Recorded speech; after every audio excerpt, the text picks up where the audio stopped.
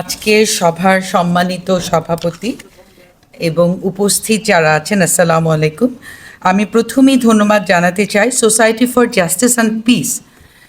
আজকের অনুষ্ঠানের টাইটেলটা আমার খুব পছন্দ হলো, জুলাই বিপ্লব ও বিচার বিভাগ এবং আমাদের দায়বদ্ধতা। যে কোনো বড় ঘটনা, ইতিহাস, ঐতিহাসিক বিপ্লব, এগুলোর একটা প্রেক্ষাপট থেকে শুরুটা হয় খুব ছোটোখাটো ঘটনা দিয়ে।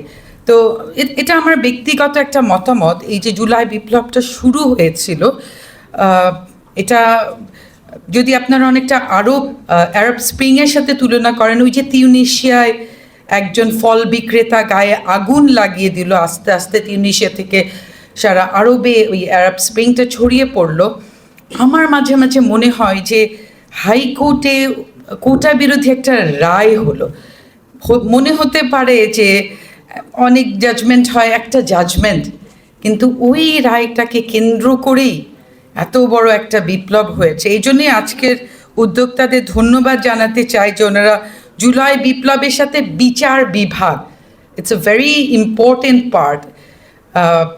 এটার আরেকটা ব্যক্তিগত কারণ, এই যে বিচার বিভাগ, it's very close to my heart.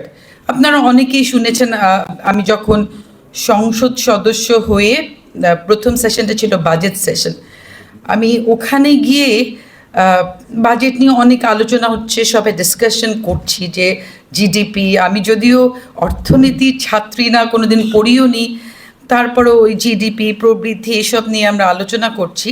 তো আমি বারবার খালি জিজ্ঞেস করছি, যারা আমাদেরকে হেল্প করে, রিসার্চ করে, সচিব ওখানে যারা আছে, আমি জিজ্ঞেস করছি আইনজীবীদের জন্য বাজেটটা কোথায়, আমাদের বিচার বিভাগ। ওনারা একটা বিচার বিভাগে দেখায় যে 200 কোটি টাকা বা এরকম, খুব কম কম্প্যারিজনে বললেন শিশুমণি ভাই, 0.3 সামথিং। আমি বলেছি ঠিক আছে, বাট আইনজীবী ওনাদের বাজেটটা কই?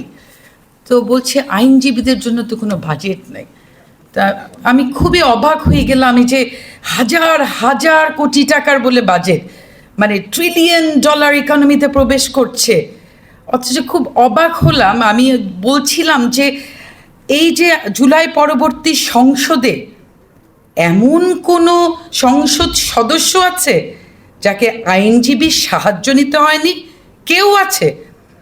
রাজনৈতিক কারণ বলেন, তারপরে ব্যাংকের লোন রেসিডিউল বলেন, সিআইবি, এমন কেউ নেই। এমন এমন এমন অনেক সদস্য আছে যাদের ফাঁসির মঞ্চ থেকে, এখানে উপস্থিত অনেক আইনজীবী আছে যারা লড়েছেন, ফাঁসির মঞ্চ থেকে এনেছেন।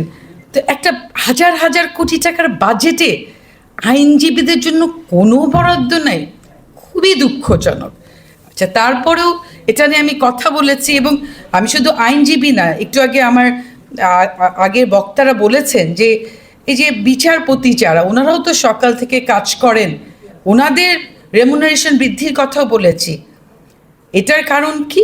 এই যে জুলাই বিপ্লব নিয়ে আমরা কথা বলছি, শুধু বিপ্লব চেতনা, গণ অভ্যুত্থান, এটাতে আসলে যারা শহীদ হয়েছে তারা কি এই জন্যে শহীদ হয়েছিল যে বৈষম্য নিয়ে আমরা সেমিনার সভা করব, নাকি একটা বৈষম্যহীন সমাজ, বিচার ব্যবস্থা, ইনসাফ দেখতে চেয়েছে? ইনসাফটা কি? ইনসাফটা আমি যদি আমার ক্লায়েন্টের সাথে বসে একটু কথা বলি, ক্লায়েন্টের সাথে আলাপ আলোচনা ব্রিফটা রিসিভ করি, ইনসাফ হচ্ছে আমার অন্য ভাই যারা সুপ্রিম কোর্টে এনরোল্ড, তারাও বসার জায়গাটা তাদের থাকবে, তারা কথা বলতে পারবে বসে।